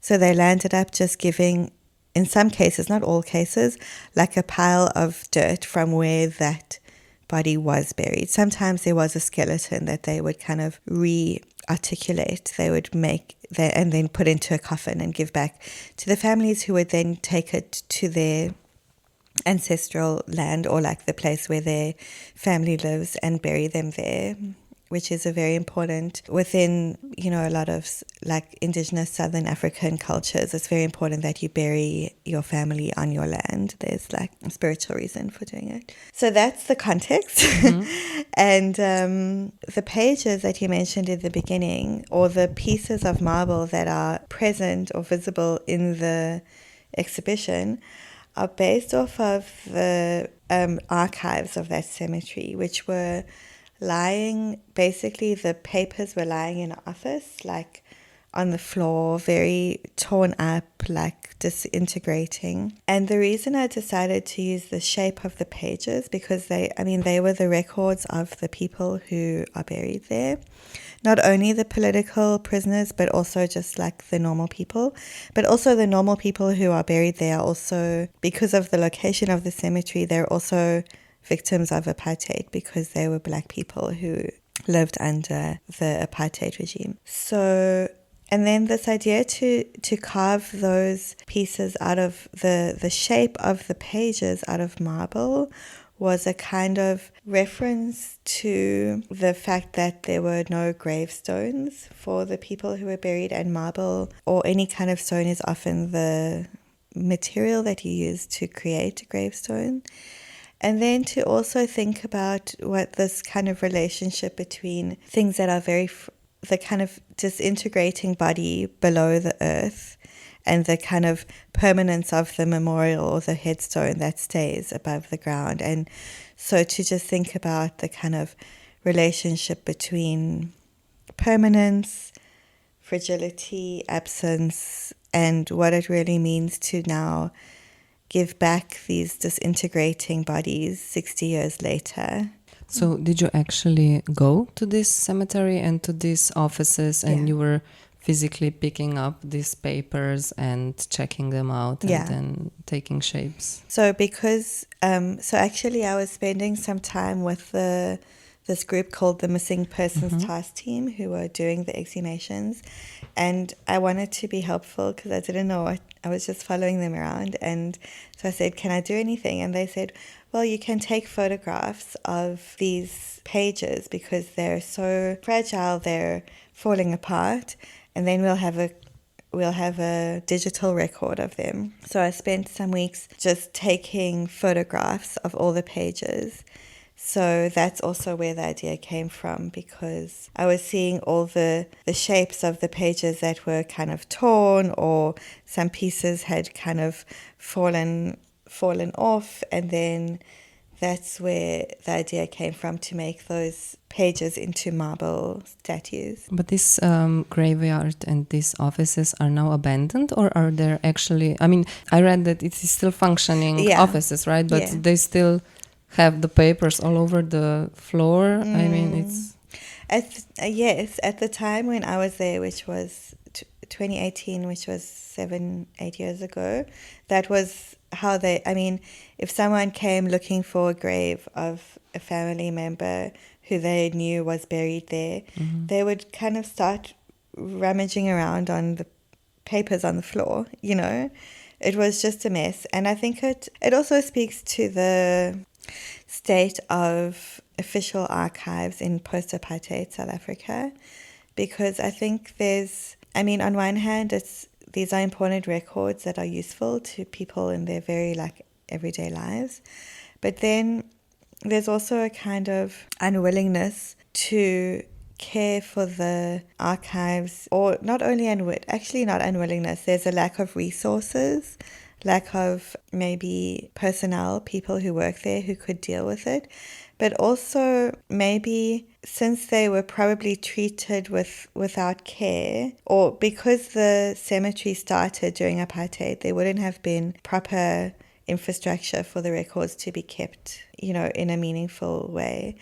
And then there's also maybe an inheritance of that lack of care when after, you know, apartheid ended, there might be a sense of, I don't want to say shame, but a sense of why should we be the ones to kind of make the archives into a functioning thing when they were a record of a violent and dysfunctional society. And that's making a generalization, and I don't really know the specifics of how those particular papers landed up to be in such a disorganized and a way that made them really disintegrate quite quickly.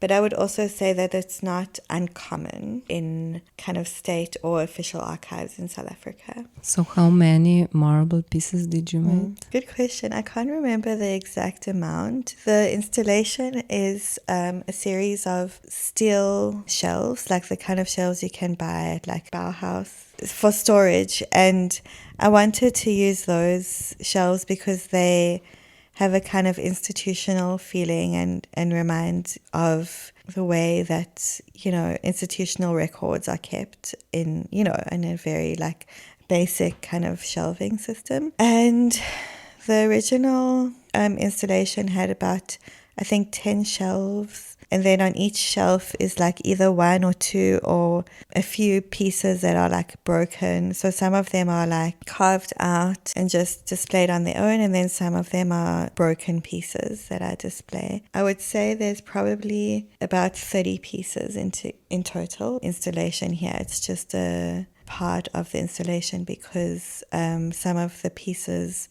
are being shown in another exhibition in Frankfurt. How does this project connect to your other projects or maybe your general practice? So since I worked on that project in 2020, I've been working on other projects that have to do with stone. and using stone as the material through which to question ideas about memorial, commemoration, permanence, absence. And also because it's this kind of elemental material, I also use it as a way of connecting different sites. So the site we were talking about is from a place close to Johannesburg where I grew up. The following project that I did after that was based at the quarry on the site of a former concentration camp in Germany, which also connects to my history. My grandparents were German Jews who fled to South Africa during the Nazi period. And then I'm currently working on a project that has to do with stone quarries in Cape Town.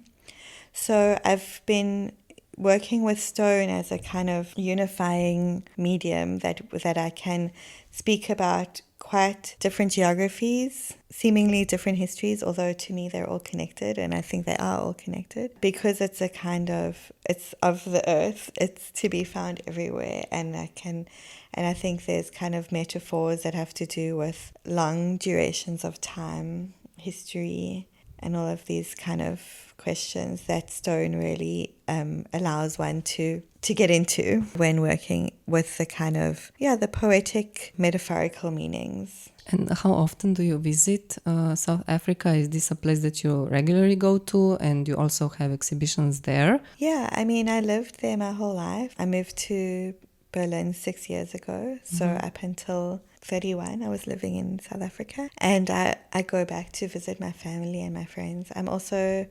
as I mentioned, working on a project now that's based on a specific site in Cape Town, and we will hopefully have an exhibition there soon.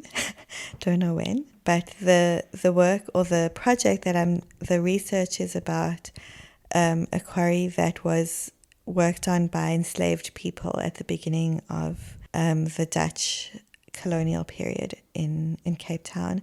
And the work, one of the pieces that I made related to that work in collaboration with Tammy Langtree, another artist and curator who lives in Johannesburg, that will be on show actually next week in Berlin at a gallery called Neuen Kirche. So yeah, I mean, the hope is to show that work in Cape Town, but we're not exactly sure when.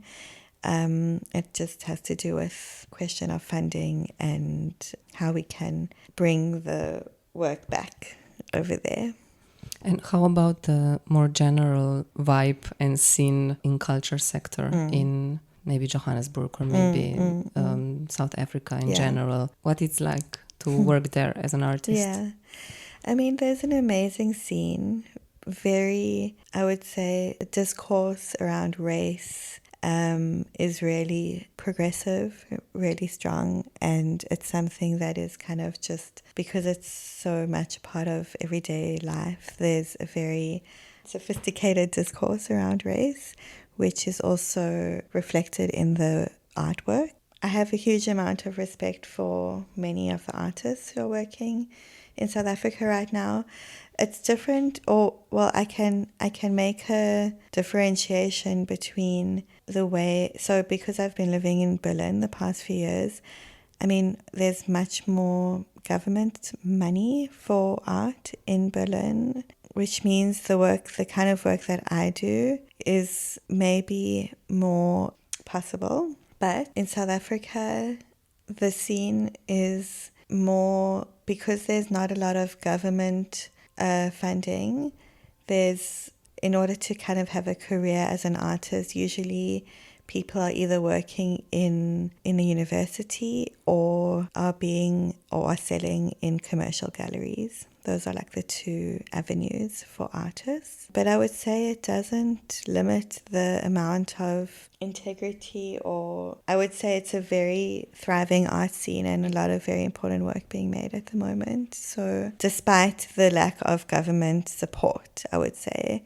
there's a kind of ingenuity and a way of making things that has to do with also like the labor. Unfortunately, because a lot of people are unemployed or precariously employed, the labor is rather cheap, and therefore it can be cheaper to produce work there. So now we are at the festival. How do you see your artistic work and practice being contextualized within the concept of this year's Arts Days festival? So dust. Yeah. Well, I think the project we were discussing, the title is Marble Dust. Yeah. That's And- quite a direct connection. Yes. But I mean, I chose the title because, I mean, marble dust is actually a product that's used in multiple ways. But again, I was trying to kind of play with this idea of the marble, which is like this material that is used for statues, sculptures, memorials, headstones, something that's supposed to be quite like significant and lasting. And then dust as being this really ephemeral kind of material that's in the air and almost imperceptible. So I'm very curious to see the other work on the exhibition. I only arrived an hour ago or something, so I haven't had a chance to see anything yet. But I think I was quite excited to learn that there was this festival which was really looking at dust as a serious metaphorical proposition. Yeah, it's kind of speaking to all the things that are present and materially here and exist in the world, but also maybe less perceptible. And I think that's, it's a really worthwhile topic to investigate. And I was shocked and very honored to receive an email from the directors because I had never heard of the city of Ptui. I had never heard of the festival, and I was very surprised and happy to hear from them and to see that they found my work and see that it's relevant in this context. Okay, thank you very much for your time. Thank you. Hope to see you again soon somewhere in other cities maybe as well. Yeah, thank you very much. Prva epizoda serije EMFAZNA ZALEDJA, ptujska Arts Days edicija, se tukaj počasi zaključuje. Hvala vsem intervjuancem za prijaznost in sodelovanje ter poslušalcem za naklonjeno pozornost. Hvala in nasvidenje.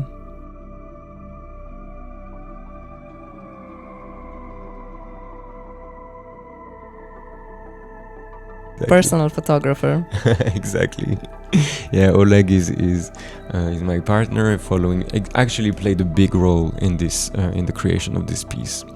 Yeah, it was he made the photography of the piece, which is now also the main photography everywhere in the city. In Ptuj, he made it. Yeah, we did that together in December last year. And This photo is very nice. First, when I saw the photo, I thought, oh, it's a photograph that will be displayed. Yeah. But then when I saw the program, I saw, oh no, this is actually this is going to be a performance. Yeah. And this is just like a teaser in a way. Yeah. Right? So, It's a promotional shoot. Yeah. It's funny because in the gallery when we presented it, the pictures were displayed on a screen as well. It was a nice echo of the... But yeah, I work very closely with Oleg in everything I do because he's a fashion and art photographer, and he really brings knowledge that I have, but he has this eye, for all visual details, textures, colors, clothing, lighting. So he plays a really big role. Even when I bring a solo piece, like I did now to the festival, it's actually I'm not alone, and I'm influenced by not only Oleg, but a lot by Oleg. Yeah, so I owe him a lot. Cheers to Oleg. Yeah, just a little shout out. But thank you so much.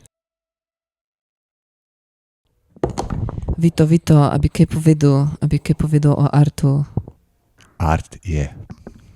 Kjer pis ti je najbolj všeč v mestni galeriji Ptuj? Une žigalice. Žigalice, meni so tudi. Ker so ful fajn. Tako, če stopiš dovolj blizu, bi tako kar malo kušnil unga človeka, ker je tako naravna velikost glave. A ni? Ali malo manjša? Malo manjša, ampak tako je realno. Ampak je pa ful dobra, ful je črne barve, tako da ful ne vidiš senc, ampak ful dobro narejen. Ful ne veš, ali je dejansko to zažgal les ali je samo pobarvan tako, ampak je ful dobro. In kaj misliš, da je? Misliš, da je neka masa čez, pa Ja, je masa pobarvan čez, s črno mat, ogljeve like Tako. barvo. Tako. Ja. Ful je slabo, sploh ni napisan. A je napisan iz česa? Je napisan, mislim, da neka pena piše. Ali Pena? Meni se zdi, ja. A pol je ful lahko. Po moje. Pol, če biti... Okay. Ne se dotika tega. Ja, ne bom. Ampak recimo prej Boštjan je pa rekel, da mu je ful cool, če se folk dotika njegovih stvari, ki so skamna, pa je malo drugače, ampak... Ja, pa ko je Boštjan. To pa ni Boštjan naredil. Je pa naredil en, mislim, da ni Slovenc, en Italijan se vidi, da je to naredil. Italijan. Matchstick man, tako se imenuje. Kako rečeš... A veš nek vicke, kako rečeš belcu na ne. Kako rečeš belcu? Ne, kako Človek. rečeš belcu na plaži z neki z žgalicami. Ja. Zdaj se boš spomnil pa povedati. Ja, bom videla. Pol mi morika mi tako šteka ta slušalka in pol moram tako imeti skozi. No, v glavnem jaz predlagam, da gremo mogoče še ostale lokacije pogledati, zdaj ko imamo malo več časa. Jaz predlagam, da greva zdaj jesti. Gremo Mercator? Ja. Ok, gremo Mercator.